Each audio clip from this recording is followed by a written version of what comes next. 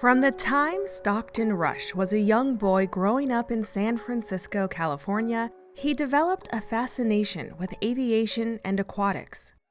He was born into a highly influential family on March 31st of 1962 as the youngest of 5 children. His father, Richard Stockton Rush II, was a direct descendant of 2 signers of the Declaration of Independence, Dr. Benjamin Rush and Richard Stockton. His mother, Ellen Davies, was the granddaughter of Ralph K. Davies, an oil millionaire, and Louise M. Davies, a wealthy benefactor and the namesake of the 3,000-seat Louise M. Davies Symphony Hall in San Francisco. Stockton's father was president-elect of the secretive and controversial Bohemian Club, founded for men only in 1872 and situated 75 miles north of San Francisco.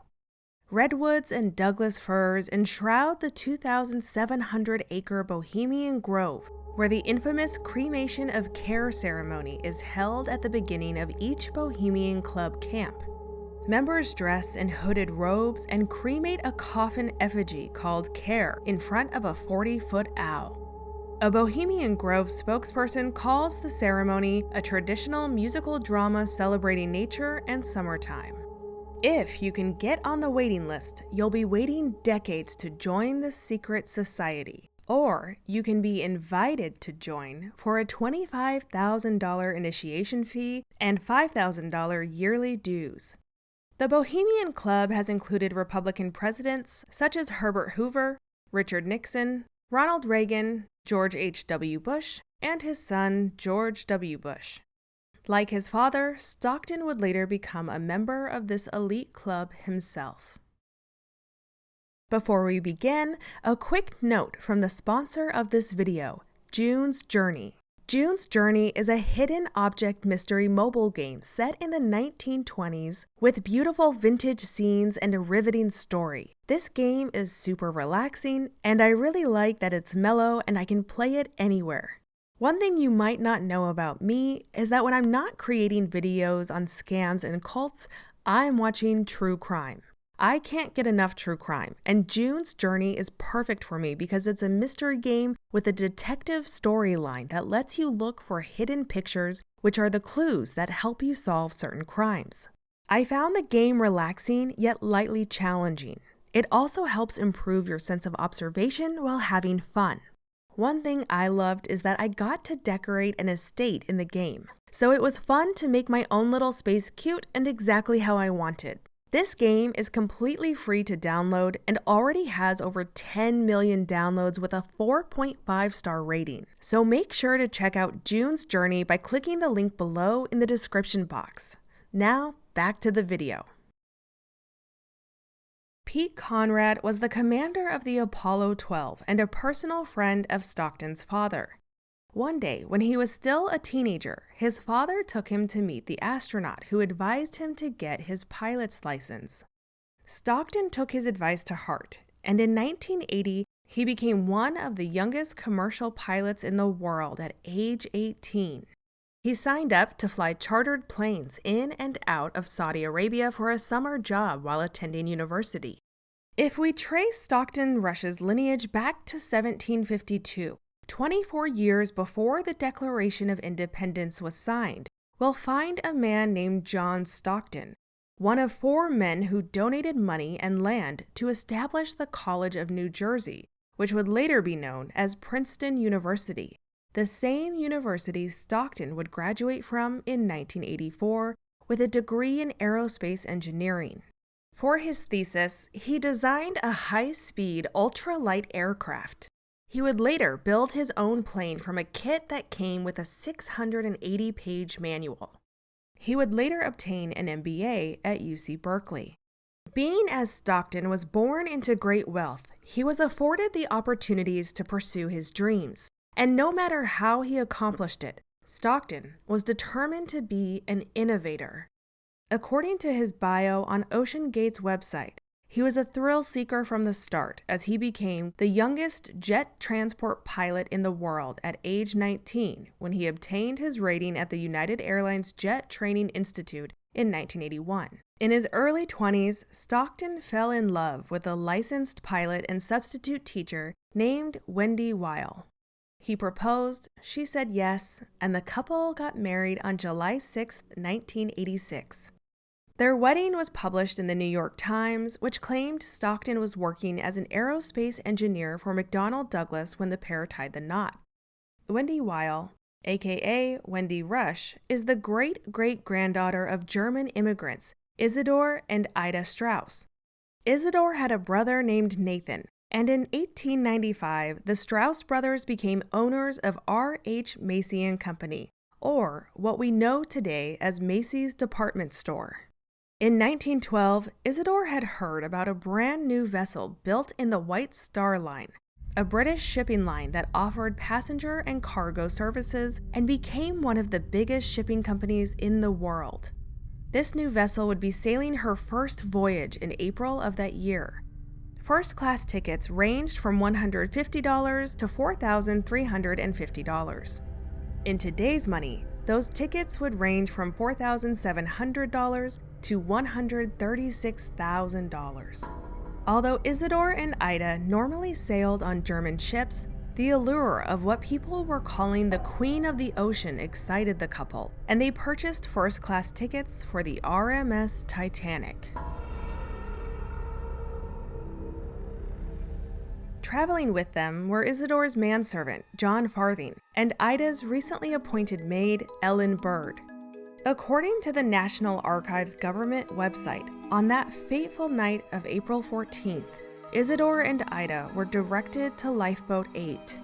However, according to witnesses aboard the Titanic, Isidor refused to board the lifeboat because younger men were being prevented from boarding. Ida refused to get into the lifeboat, telling Isidor, quote, "Where you go, I go," end quote. Ida's maid Ellen was put into the lifeboat, and Ida gave Ellen her fur coat, saying she had no further use for it. Sadly, Isidor and Ida were last seen together on the deck of the Titanic, holding hands. Ellen lived to tell their story. Isidor and Ida were portrayed in James Cameron's 1997 movie Titanic and played by Elsa Raven and Lou Poulter. In this deleted scene, Isidor begs Ida to get in the lifeboat. She refuses and tells him, "No, we've been together for 40 years. Where you go, I go, Isidor." The scene that made it into the movie, however, is of the older couple embracing as their room begins to flood and the band plays the song "Nearer, My God, to Thee." The Isidor and Ida Strauss Memorial is located in New York City in Manhattan. Wendy's great-great-grandparents were 67 and 63 years old when they boarded what some called the unsinkable ship. Stockton desperately wanted to travel to space, but his dreams were dashed when he was told his eyesight wasn't good enough to become a military pilot. While living in Seattle and working for McDonnell Douglas as a flight test engineer on F-15 fighter jets, he told Smithsonian Magazine in a 2019 interview that he took his inherited money and invested in several different tech companies that created wireless remote control devices and sonar systems. But Stockton still had dreams of going to space as a passenger.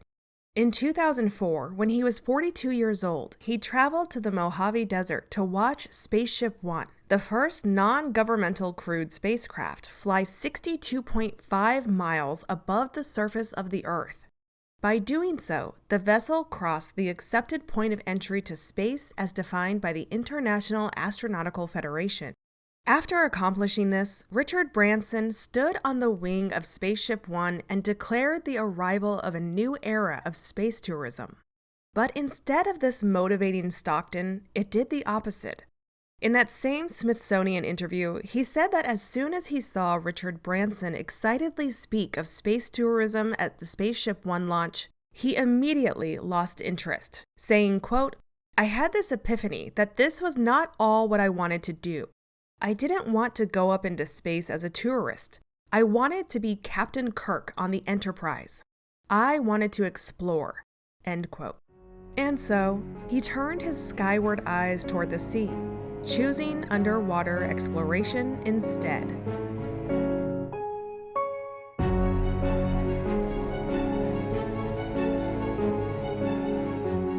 Since he was a teenager, Stockton had been an avid and accomplished scuba diver, diving in the Red Sea, Tahiti, and the Cayman Islands. After returning from watching the Spaceship One launch in the Mojave Desert, he decided to take a cold water dive class while living in Seattle. Although Stockton loved being around marine life, he admitted he didn't like the full-body dry suits, what he considered intrusive gear, and multiple air tanks. He told the Smithsonian Magazine, quote, "I loved what I saw, but I thought, there's gotta be a better way. And being in a sub and being nice and cozy and having a hot chocolate with you beats the heck out of freezing and going through a 2-hour decompression hanging in deep water." End quote. Enter submarines. Stockton was surprised to learn that less than 100 subs were privately owned in the world and only a few were available for charter. He attempted to buy one, but couldn't. Instead, a London company offered him parts and blueprints created by a retired U.S. Navy submarine commander to build his own. Stockton completed it in 2006. It was a small, 12-foot-long unit that traveled through the water at a max speed of 3 knots. Due to the sub's size, he could only pilot it while lying on his belly and looking through a small window. Stockton was hooked, saying, quote, "The moment I went underwater, I was like, oh, you can't describe this. When you go in a sub, things sound different. They look different. It's like you've gone to a different planet." End quote. He took that vessel for more than 30 dives. In 1993, Congress passed a protectionist law with the Passenger Vessel Safety Act of 1993, which amended federal marine safety law to revise certain definitions regarding passengers, passenger vessels like cruise ships, offshore supply, sailing school, and submersible vessels. It imposed new manufacturing and inspection requirements and prohibited dives below 150 feet. Stockton Rush was not a fan of this law, stating it needlessly prioritized passenger safety over commercial innovation. He went on to say, quote, "There hasn't been an injury in the commercial sub-industry in over 35 years. It's obscenely safe because they have all these regulations, but it also hasn't innovated or grown because they have all these regulations." End quote. After commissioning a marketing study, Stockton found that people wanted to actively participate in exploring the ocean, and he saw an opportunity to appeal to the world of ultra-rich extreme tourists. Extreme tourism can involve cage diving with great whites, base jumping, parachuting from a skyscraper or cliff, exploring underwater caves, trekking across a desert, and much more. Some adventure seekers plan their own extreme tourism trips, sometimes choosing to go to unsafe places with political strife or sites of nuclear disasters. But due to the high risk, others prefer to work with adventure travel agencies, as an agency can help ensure the traveler has proper supplies and access to medical services should there be an emergency. Many have argued that extreme tourism leads to environmental damage, whether through pollution, littering, invading and harming ecosystems, and causing problems for locals who may be taken advantage of or feel threatened. Stockton wanted to change the way humanity regarded the deep ocean. He was also interested in oceanic resources and spoke about what he called the exclusive economic zone due to the United States island possessions. He spoke of hoping to mine diamonds and rare minerals, but his big goal? Oil and gas. With this new entrepreneurial mindset in tow, he and an Argentine entrepreneur named Guillermo Sonlin founded OceanGate's headquarters in 2009 out of Everett, Washington. On her LinkedIn, Stockton's wife, Wendy, became OceanGate's Director of Communications and one of the expedition team leaders. OceanGate also had a subsidiary in the Bahamas and a separate nonprofit called OceanGate Foundation. As for the reason they set up the subsidiary, Sonlin said, quote, "We wanted to show the world it was possible to go down to 4,000 meters. I believe Stockton realized the best way to do that was to prove it ourselves. A decision was made to create a subsidiary to operate expeditions and charter subs for OceanGate." End quote.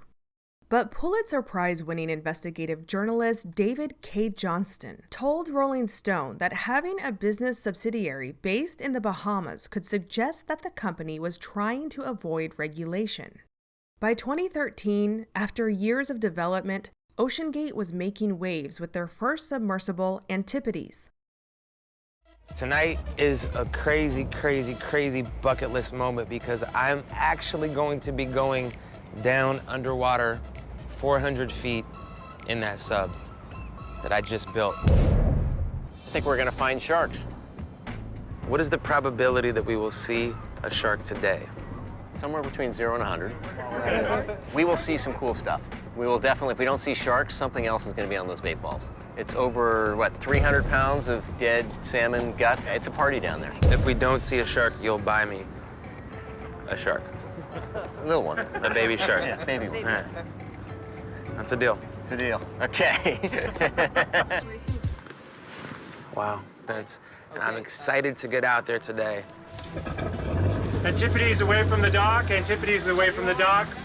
Roger, copy you, 5x5. I'm piloting a 5-person submersible Antipodes. The sub is 58 inches diameter. It is about 15 feet long. We are being towed out by a surface vessel. Time begins. We're down 300 feet. This is the moment I've been waiting for. We got the jumpsicle, and a shark's gonna appear any minute. Nothing yet. So we are turning off all the lights, complete darkness, to see if the sharks come to us. We just saw a 6-gill, 4 or 5 feet long. It was incredible. I did not think we would see one. We got to a certain point, I'd lost faith. We just saw a 6-gill. Prehistoric, old school. And we're gonna surface. Roger that, surfacing. Can I talk to him?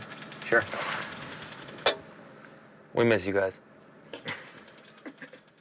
While the submersible has mistakenly been referred to as a submarine, it isn't one. A submarine is self-supporting and capable of independent operation. Specifically, it has the power to leave port and return, while submersibles cannot. A submersible has to be launched by a mothership and retrieved by one as well. Excluding the size, the main technical difference between a submersible and a submarine is that submersibles are not fully autonomous and may rely on a support facility or vessel for replenishment of power and breathing gases.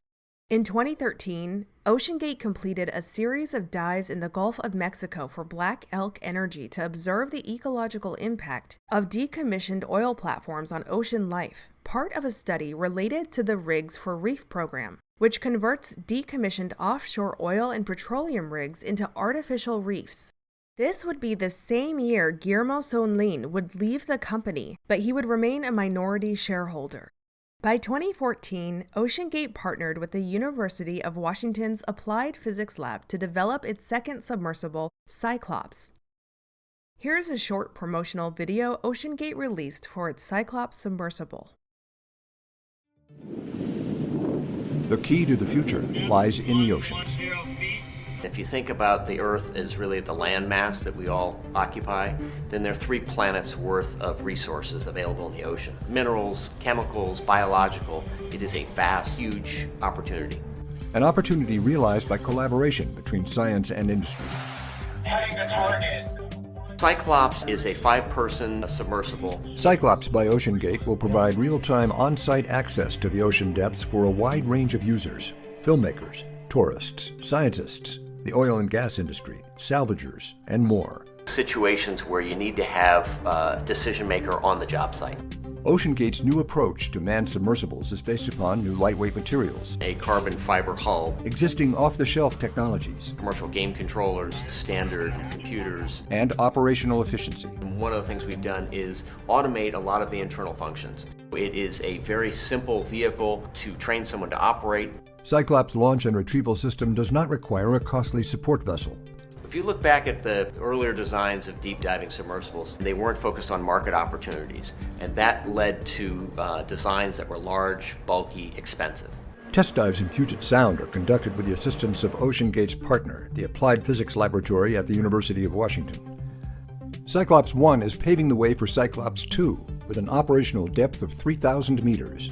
We can scale to multiple vehicles relatively quickly because we've used commercially off-the-shelf products for almost everything we do. We can bring additional vessels online in a matter of months as opposed to years or decades. With Cyclops, OceanGate combines a versatile, cost-effective platform with a service-focused business model to revolutionize how we explore, research, and responsibly commercialize the deep ocean. In this video, one of the lab's engineers describes the making of Cyclops, also stating, quote, "So we've been able to move people in and out of this project, and that was what got back to one of those financial challenges. How do we get Stockton all the expertise he needs in an affordable manner so he's not having to carry this huge overhead on this project?" End quote. This time-lapse video shows the OceanGate team unloading Cyclops at the Museum of History and Industry in Seattle, Washington, where Stockton and Wendy revealed and christened the 5-person submersible in front of investors and employees. On behalf of the whole OceanGate team and all the team members who are here tonight, I christen the Cyclops.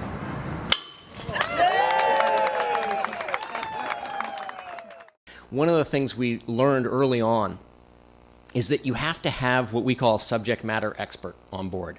Because I would go down and people would say, "Hey, that's a really cool fish. What is it?" And I'd say, "Oh, that's a really cool fish."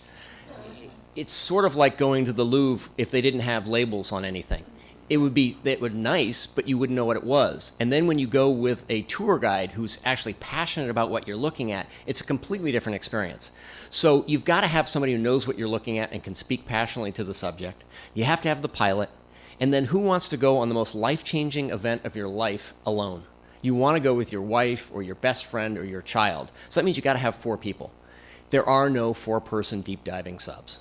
So if you're going to have 4, I figured to throw in 5. So imagine here, I've got 4 people in the picture, and I'm taking the picture from the back. So for filmmaking, it also helps because now you have a depth of field where you can have 2 characters and the outside. You can create storylines that involve the inside of the sub. If you look at current pictures from subs, most of the time it's selfies of the people with as much wide angle as they can get, or inside-outside shots. So it's very difficult to create a storyline around that kind of a structure.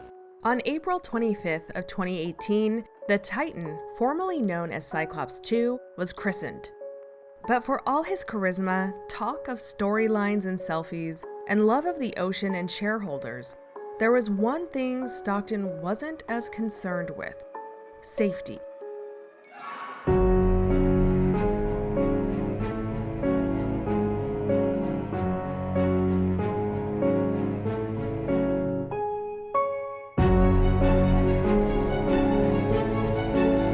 Stockton was all about marketing. In an interview with Fast Company in 2017, he refused to use the word tourists and preferred to call paying divers mission specialists. To join the crew and get a first-class seat to see the Titanic, Stockton charged $105,129, which at the time was the inflation-adjusted cost of a first-class passage on the Titanic in 1912. In that same 2017 interview, when talking about price, Stockton stated the most expensive Virgin Galactic flight is the first one with Richard Branson. He went on to boast about how he was working on getting cast members from James Cameron's Titanic on OceanGate's first mission to the wreck site, but that would never come to fruition.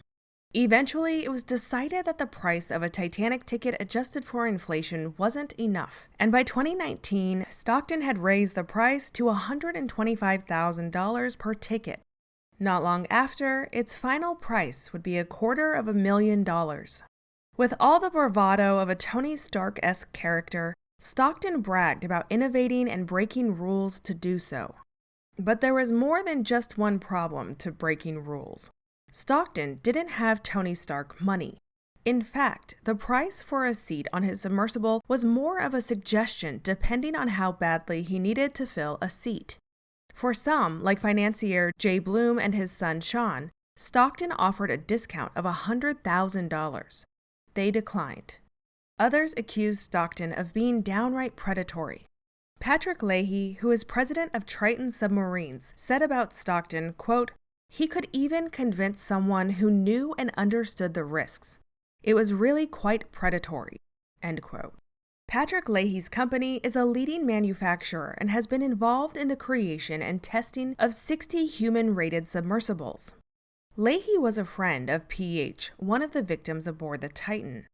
Before PH went on the fatal OceanGate sub, Leahy warned him, saying, quote, "I told him in very candid terms why he shouldn't be out there.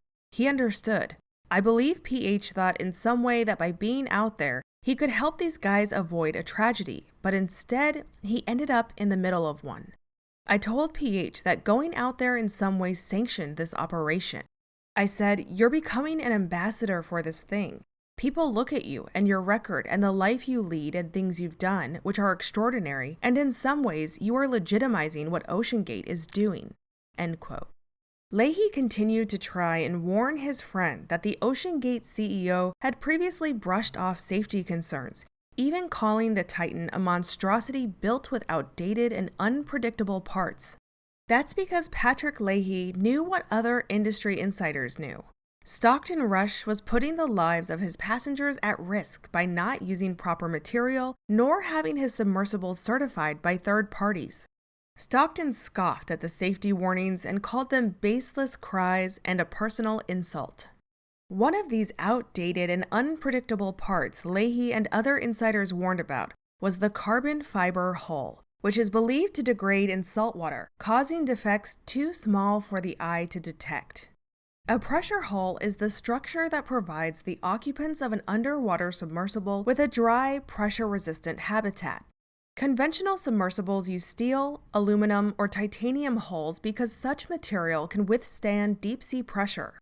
Composite material like carbon fiber is made up of two different materials blended together and cannot withstand the same pressure.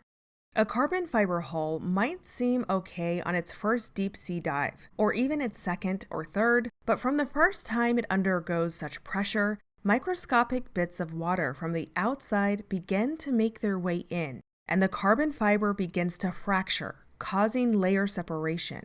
This is also known as cycling fatigue.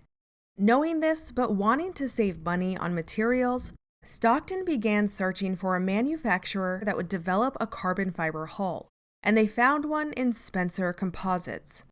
They signed a contract, and in January of 2017, the carbon fiber hull for Cyclops II, aka Titan, began being built. But Stockton wanted it fast. OceanGate's carbon fiber hull was made on a 6-week deadline. The carbon fiber, this is the mandrel. This thing is 1.5 inches thick. That's a plate on there, but it's about 1.5 inches thick stainless steel. We just finished winding the 5-inch thick carbon fiber hull on Friday, and it now gets to spend 2 weeks in the hothouse curing. As I said, this is the winding. So it was we'd wind a layer, and then we do a longitudinal pre-pregged carbon fiber lay on top of this. This is commercial grade carbon fiber, and built it up to 5 inches thick. Carbon fiber in subsea vehicles is really the right substance to use. It's 3 times better on a strength to buoyancy basis than titanium, the next best thing. So everyone wants to use titanium, but it's not strength to weight that you care about, strength to buoyancy.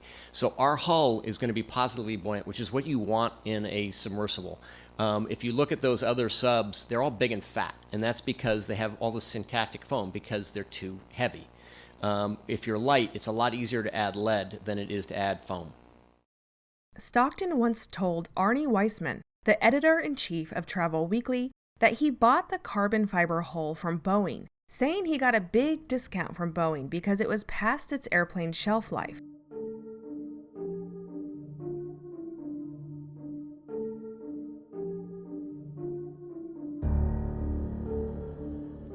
OceanGate's now deleted website claimed, quote, "The state-of-the-art vessel, designed and engineered by OceanGate Inc. in collaboration with experts from NASA, Boeing, and the University of Washington, made its subsea debut in 2018, end quote.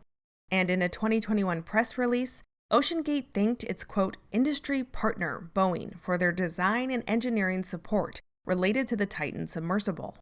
But a Boeing spokesperson told ABC News, quote, Boeing was not a partner on the Titan and did not design or build it, end quote. The other thing industry insiders warned Stockton about was the submersible cylinder-shaped cabin, something Stockton touted as roomier than other submersibles. But Chris Roman, a professor at the University of Rhode Island's Graduate School of Oceanography, says that a sphere is the perfect shape because water pressure is exerted equally on all sides. This meant OceanGate's Titan sub was subjected to more external pressure.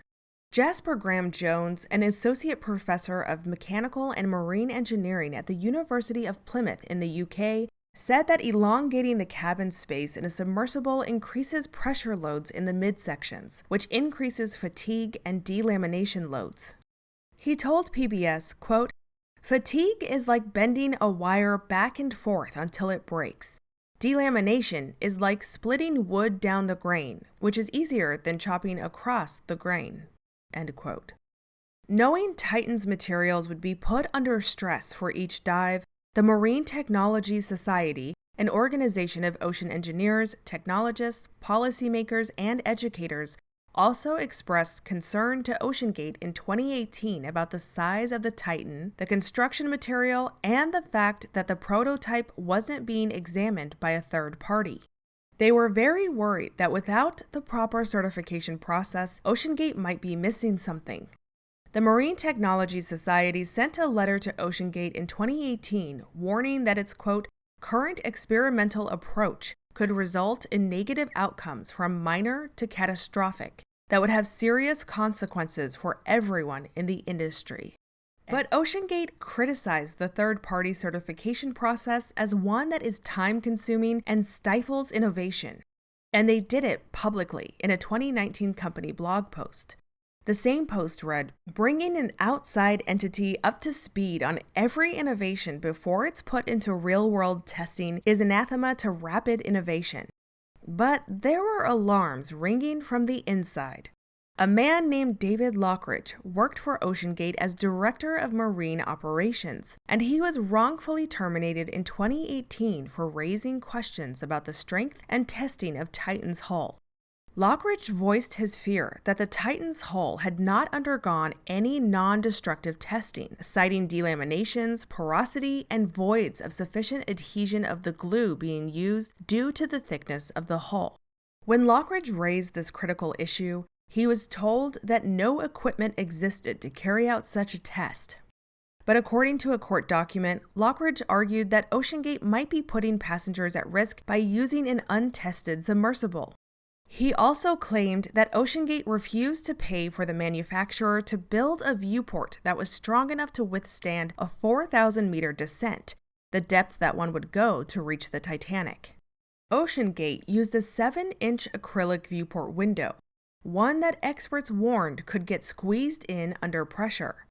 In a video in which Stockton talks about the viewport, he says, quote, "And acrylic is great because before it cracks or fails, it starts to crackle, so you get a huge warning if it's going to fail." End quote. David Lockridge was terminated shortly after. OceanGate sued Lockridge for breach of contract, claiming that he was in violation when he wrote his whistleblower complaint to the Occupational Safety and Health Administration. The two parties settled out of court in 2018, and the terms remain unknown. Stockton gleefully shared with journalists that Titan was powered by a Logitech video game controller and touch-enabled monitors. The F710 wireless gamepad can be purchased on Amazon for around $55. He also used lighting purchased at Camper World. On June 18, 2023, the Titan submersible would make its descent down to the Titanic. We won't get into the details of what happened, but family and friends of the 5 victims on board will never be the same after the OceanGate tragedy. In the following days after the accident, OceanGate wiped their website from the internet, closed their office indefinitely, and no one from OceanGate, including Wendy Rush, who was listed as communications director, has made a statement at the time of this recording. Many people online express their anger over the disparities of attention and resources being given to find 5 wealthy people who vanished after launching a mission to see the Titanic versus the fishing boat full of refugees attempting to flee Libya. There were 100 times as many people on the migrant boat that sank than the Titan. Judith Sunderland, Associate Director for Human Rights Watch's Europe and Central Asia Division, said, quote, "The willingness to allow certain people to die while every effort is made to save others, it's a really dark reflection on humanity." In 2017, in his interview with FastCompany.com, Stockton said, quote, "It really is a life-changing experience, and there aren't a lot of things like that. Rather than spend $65,000 to climb Mount Everest, maybe die, and spend a month living in a miserable base camp, you can change your life in a week." End quote. Several people have come forward to say they turned down offers to dive on Titan, including English actor Ross Kemp and YouTuber Mr. Beast. Patrick Leahy said he received text messages from others he had warned against going on the OceanGate expedition, thanking him. Since the Titan submersible tragedy, more information has come out about OceanGate and Stockton Rush. After firing David Lockridge because he raised safety concerns, Stockton approached OceanGate's Director of Finance and Administration to become the Titan's chief pilot. Terrified by the thought of taking up a role outside of her expertise, the accountant quit her job as soon as another job opportunity came along. She asked the media to remain anonymous. The accountant also told The New Yorker that OceanGate hired teenagers, paying them $15 an hour. Stockton once said in an interview that he preferred not to hire veteran submarine pilots or technicians to keep his team younger and inspirational, saying, quote, "When I started the business, one of the things you'll find is that there are other sub-operators out there, but they typically have gentlemen who are ex-military submariners, and you'll see a whole bunch of 50-year-old white guys. I wanted our team to be younger, be inspirational." End quote. It's not a secret that older, more experienced submariners with their knowledge and expertise would be quick to voice concerns, something Stockton found insulting. In another instance, Carl Stanley, a submersible expert and Stockton Rush's friend, attempted to warn the OceanGate CEO that the Titan submarine was flawed several years ago. He went on a dive in 2019 and reported hearing a loud cracking sound that grew louder as they descended. He wrote Stockton an email in which he said, quote, "What we heard, in my opinion, sounded like a flaw/defect in one area being acted on by the tremendous pressure and being crushed/damaged." Stockton never replied to his email. On July 6th of 2023, almost 3 weeks after Titan and its crew went missing, OceanGate quietly announced on its rebooted website they had suspended all exploration and commercial operations. We'll end with what James Cameron told ABC News after the tragedy. Speaking of James Cameron, another person closely familiar with the Titanic is the director James Cameron himself, along with his Oscar-winning movie. Mr. Cameron, I understand you've made a number of dives to the wreckage site, too.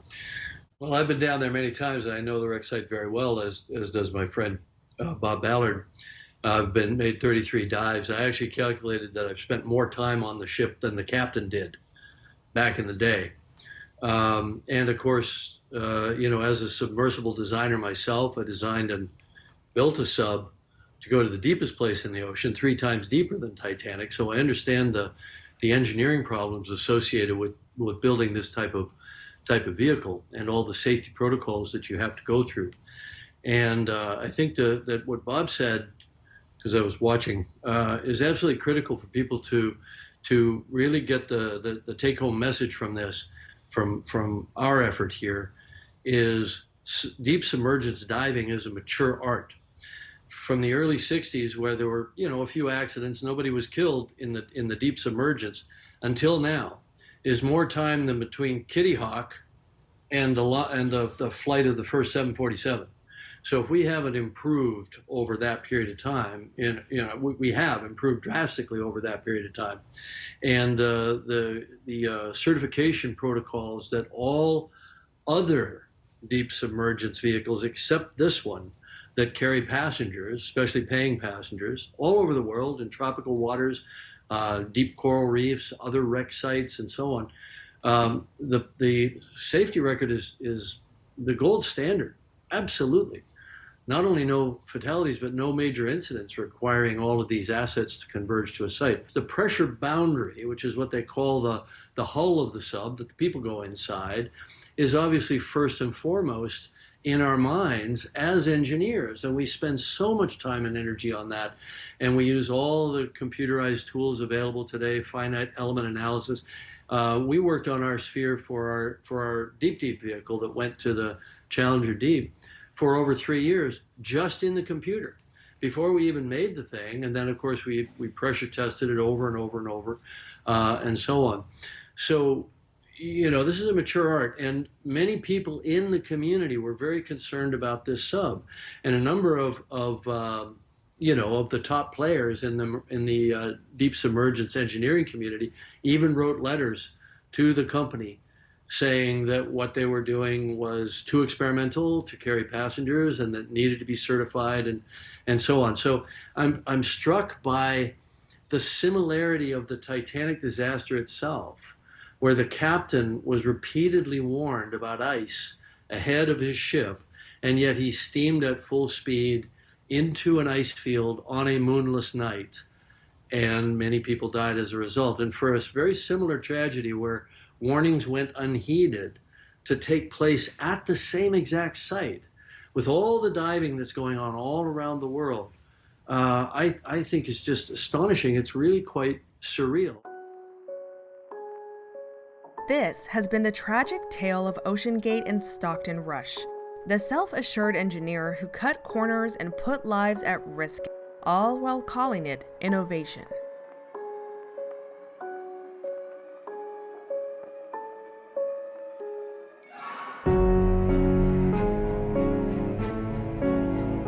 If you are a fan of learning about scams, cults, and cautionary tales, subscribe to the channel and turn on notifications so you'll be notified when a new documentary comes out. My name is Josie, and thank you so much for watching.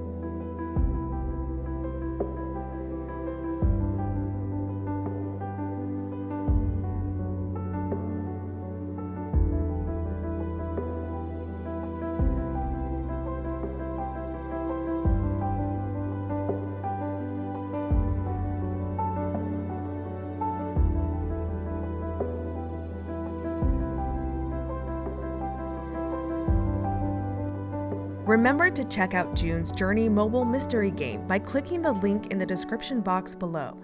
Thank you to June's Journey for sponsoring this video.